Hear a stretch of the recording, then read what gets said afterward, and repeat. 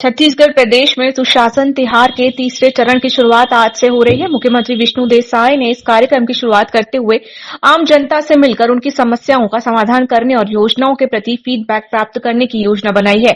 मुख्यमंत्री ने कहा कि ये पहल प्रदेश की जनता से सीधा संवाद स्थापित करने और उनकी समस्याओं का समाधान त्वरित रूप से करने का अवसर प्रदान करेगी। अभी हमारे प्रदेश में सुशासन तिहार चल रहा है। 8 अप्रैल से प्रारंभ हुआ है और प्रथम चरण में 8 से 11 अप्रैल तक जगह जगह पेटी रखकर ऑनलाइन जनता से समस्या की जानकारी ली गई, उनका आवेदन लिया गया और 11 के बाद में कल तक उनका समाधान किया गया और आज से तीसरे चरण में ये समाधान शिविर का आयोजन हर 8-10 पंचायत के बीच में किया जा रहा है और हमारे मंत्रीगण, सांसद, विधायकगण सभी समाधान शिविरों में जाएंगे और औचक निरीक्षण करने का भी है और शाम में एक जिला में रहकर समीक्षा करेंगे और ये समाधान शिविरों में जो जनता की समस्याएं हैं और उसमें क्या निराकरण हुआ है उसको भी जनता को अवगत कराएंगे और जिलों में रात्रि विश्राम भी होगा। उप मुख्यमंत्री और नगरीय प्रशासन एवं विकास मंत्री अरुण साव ने आज नगर सुराज संगम में प्रशिक्षण की कमान खुद संभाली। इस कार्यक्रम में नगरीय निकायों के नवनिर्वाचित जनप्रतिनिधियों के लिए प्रबोधन कार्यक्रम सह कार्यशाला का आयोजन किया गया था। कार्यक्रम के शुभारंभ सत्र को संबोधित करते हुए अरुण साव ने करीब 50 स्लाइड्स की पीपीटी के माध्यम से शहरों के विकास का रोड मैप राज्य के 14 नगर निगमों के महापौरों, सभापतियों, एमआईसी सदस्यों, आयुक्तों और वरिष्ठ अभियंताओं के साथ साझा किया। उन्होंने अपने सवा घंटे के संबोधन और पीपीटी प्रस्तुतिकरण में एक स्लाइड की विस्तार से डिटेलिंग की और नगरों के विकास के लिए जरूरी कदमों पर ध्यान केंद्रित किया।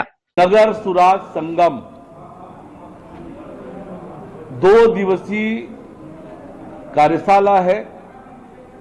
आज नगर पालिका निगम जो हमारे प्रदेश में 14 हैं, उसके महापौर, सभापति, एमआईसी के मेंबर्स, आयुक्त और प्रमुख जो अभियंता है निकायों में, उन सब का आज दिन भर की कार्यशाला है।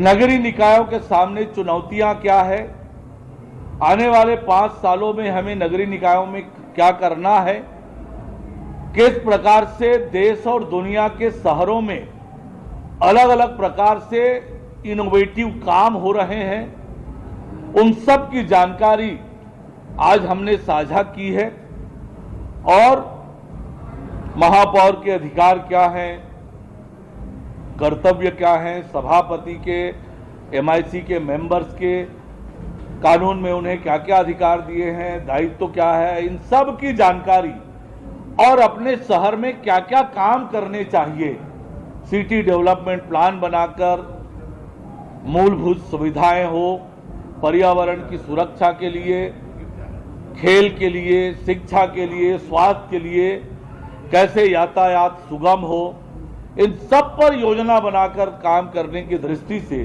ये कार्यशाला है। तो निश्चित रूप से ये कार्यशाला बहुत उपयोगी साबित होने वाला है। सभी 14 नगर निगम के महापौर, सभापति, एमआईसी के मेंबर्स और निगम के आयुक्त उपस्थित हैं और बहुत मन लगाकर इस कार्यशाला में भाग ले रहे हैं। ये कार्यशाला दिन भर संचालित होगा। छत्तीसगढ़ में आज से सुशासन तिहार के तीसरे चरण की शुरुआत हुई, लेकिन इस पर सियासत गर्म हो गई। पूर्व मुख्यमंत्री भूपेश बघेल ने तीखा तंज कसते हुए कहा, ये कोई सुशासन तिहार नहीं बल्कि अंधकार महोत्सव है। 3 दिन से बिजली नदारद है। मंत्री न गांव में दिख रहे हैं न शहर में, राजधानी तक अंधेरे में डूबी है। ऐसे में किस सुशासन की बात की जा रही है? सुशासन तिहार है और 3 दिन से बिजली गुल है। विभाग के मंत्री हैं, न गांव में है न शहर में, राजधानी में बिजली नहीं पहुंच रही है। आप लोग बताओ क्या स्थिति बिजली की है?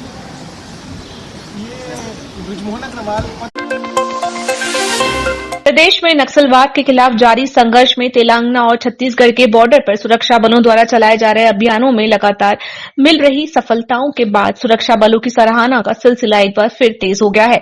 इस पर प्रदेश के पूर्व मंत्री अजय चंद्राकर ने अपनी प्रतिक्रिया देते हुए कहा कि अब नक्सलियों को अपने हथियार छोड़कर भारत की लोकतांत्रिक व्यवस्था से जोड़ना चाहिए। अजय चंद्राकर ने कहा, नक्सलियों का विकास और प्रगति की राह पर चलकर समाज की मुख्यधारा से जोड़ना चाहिए। मेरे हिसाब से दो बातें हैं उसमें जो मेरे व्यक्तिगत राय भी कह सकते हैं। एक तो हथियार छोड़ना चाहिए, भारत के राजनीति की मुख्य धारा में लोकतांत्रिक व्यवस्था में शामिल होकर अपनी समस्याओं पर बात करना चाहिए। भारत की व्यवस्था में हथियार और हिंसा का कहीं स्थान नहीं है। मुख्यमंत्री विष्णुदेव साय ने सुशासन तिहार के दौरान प्राप्त 40 लाख आवेदनों पर टिप्पणी करते हुए कहा कि इन सभी आवेदनों का समाधान किया जा रहा है। उन्होंने ये भी विश्वास दिलाया कि आने वाले समय में सभी आवेदनों का समाधान पूरी तरह से सुनिश्चित किया जाएगा। मुख्यमंत्री ने कहा, सुशासन तिहार का उद्देश्य प्रदेशवासियों की समस्याओं का त्वरित समाधान करना है। इन 40 लाख आवेदनों में विभिन्न सरकारी योजनाओं का लाभ प्राप्त करने से लेकर प्रशासनिक कार्यों से जुड़े मुद्दे शामिल हैं। सरकार इन सभी आवेदनों को प्राथमिकता के आधार पर हल कर रही है। हाँ, 40 लाख समस्याएं आई हैं 33 जिलों में और मुख्य रूप से उसमें आवास के, पेयजल के, ये सब की समस्याएं हैं और बहुतों का समाधान हो भी गया है और जो बच्चे हैं उसका समाधान शिविर में करेंगे और आने वाले समय में जो भी समस्याएं आई हैं 40 लाख सबका समाधान होगा। देश में कांग्रेस द्वारा निकाली जा रही संविधान यात्रा पर तंज कसते हुए पूर्व मंत्री अजय चंद्राकर ने कांग्रेस पार्टी की आंतरिक स्थिति पर सवाल उठाए। उन्होंने कहा कि कांग्रेस नेता दीपक बैस कभी यहां यात्रा करते हैं तो कभी वहां, लेकिन सबसे पहले उन्हें राजधानी में निगम से जुड़े मामलों को सुलझाना चाहिए। अजय चंद्राकर ने कहा, कांग्रेस पार्टी में स्थिति ये है कि नेता प्रतिपक्ष तक तय नहीं हो पा रहा, कार्यकर्ता भी लगातार नाराज चल रहे हैं, जिससे पार्टी की आंतरिक एकजुटता कमजोर होती नजर आ रही है। दीपक बैज कितनी पद यात्रा करेंगे, कहां के करेंगे, क्या करेंगे, और पहले उनको हल करना चाहिए रायपुर में नेता प्रतिपक्ष के निगम के मामले को, फिर उसको जनहित के विषय में बात करनी चाहिए। नहीं, हमारे यहाँ अभी चालू नहीं हुआ, हो जाएगा, उसमें क्या है, लेकिन उनको हल करना चाहिए पहले उसको। बाकी विषय में हम लोग पर्याप्त हैं। सर, दूसरा ये अमरजीत भगत